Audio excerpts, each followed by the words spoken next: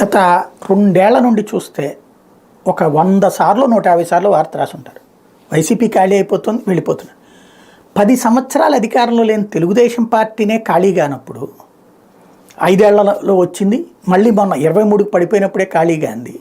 151 సీట్లతో వచ్చినటువంటి పార్టీ ఎట్లా ఖాళీ అయిపోతుంది? ఇంకోటి, ఇక్కడ ఈ మనిషికి 50 ఏళ్ళు ఉంటాయి, అంటే ఇంకొక 20-30 ఏళ్ళ రాజకీయం ఉంటుంది. 80 ఏళ్ళు అవుతున్నటువంటి చంద్రబాబు నాయుడు రాజకీయమే నడుస్తున్నప్పుడు ఇంకా 30 ఏళ్ల పాటు రాజకీయం చేయగలిగినటువంటి శక్తి ఉన్నటువంటి జగన్మోహన్ రెడ్డి రాజకీయాన్ని వదిలేసి ఇప్పుడే ఎందుకు పోతారు? థర్డ్ ఆల్టర్నేటివ్ ఉంటే అటుకు వెళ్ళారన్న ఒక అర్థం ఉంటుంది. ఇప్పుడు మొన్న ఒక 11 మంది లిస్టు, 11 మంది, ఇప్పుడు ఒక 27 మంది లిస్టు, టోటల్గా 38 మంది. 38 మందిలో రెడ్లనే 3 తీసేశారు. అట్లాగే టోటల్గా 7 ఓసీలని తీసేసి ఒక 4 బీసీలకి, ఒక 3 మైనార్టీలకు ఇచ్చారు. అన్ని సంచలనాత్మకమైనటువంటి అంశాలే.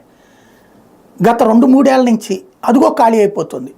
అప్పుడు 4 ఎమ్మెల్యేలు చేరినప్పుడు ఓ 25 మంది మాతో టచ్లో ఉన్నారు. ఆ తర్వాత 40, 50, 60కి వెళ్ళిపోయింది. ఎందుకు పోలేదు ఇప్పటిదాకా? ఇదిగో వాళ్ళందరూ ఈ లిస్టులు అనౌన్స్ చేయగానే వెళ్ళిపోతారు. అందుకని తెలుగుదేశం జనసేన లిస్ట్ ఇంకా అనౌన్స్ చేయకుండా కూర్చున్నారు. ఈలోపు ఫస్ట్ లిస్ట్ అయిపోయింది, వెళ్ళిన వాళ్ళు లేరు. ఈ సెకండ్ లిస్ట్ అయిపోయింది, ఇది ఫస్ట్ లిస్ట్ తర్వాత జనసేనకు వంశీకృష్ణ తప్పించి వేయలేదు. ఇప్పుడు కూడా దాడి వీరభద్రకు టికెట్ ఇవ్వనంటే వెళ్ళినటువంటి పరిస్థితి వాళ్ళకి ఆల్రెడీ తెలిసినటువంటిదే. సిట్టింగ్ ఎమ్మెల్యేలు వచ్చేస్తున్నారు అన్నటువంటిది ఇంతవరకు కనబడట్లేదు. భారీ ఎత్తున మార్పులు అయితే జరుగుతున్నాయి, నో డౌట్. అందులో మళ్ళీ 3వ లిస్ట్ కూడా రెడీ అవుతుంది. ఇప్పుడు తెలుగుదేశం అనుకూల మీడియా, తెలుగుదేశము, జనసేన, ఇప్పుడు షర్మిల చేరుతున్న కాంగ్రెస్, అందరి కోరిక అర్జెంటుగా జగన్ వదిలేసి ఎమ్మెల్యేలందరూ వచ్చేస్తే వాళ్ళందరినీ పెట్టుకుని అదిగో జగన్ పని అయిపోయిందని చెప్దామని. ఇంతవరకు అలా జరగకపోవడం, భారీ ఎత్తున వలస వస్తారనుకుంటే ఒక ఆళ్ల రామకృష్ణారెడ్డి తప్పించి పెద్దగా ఇంపాక్ట్ కనిపించకపోవడం మాట్లాడుతున్నారు.